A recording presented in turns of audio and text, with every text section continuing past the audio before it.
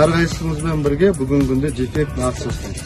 Кандай кемчиликтердин чыкканын баарын сиздер менен бирге бекитип берсеңиздер, эң биринчи өтүнүш. Оны ары карай орундалуун, сапасын баарын бирге мен өзүм бакылап алам.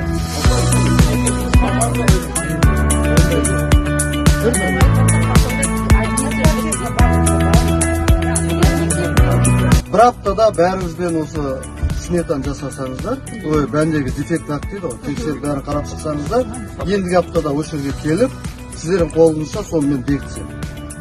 Сіздер айтасыз, дұрыс, осының бәрі кірді, басқа ештеңе кірмейді. Бола ма шешім?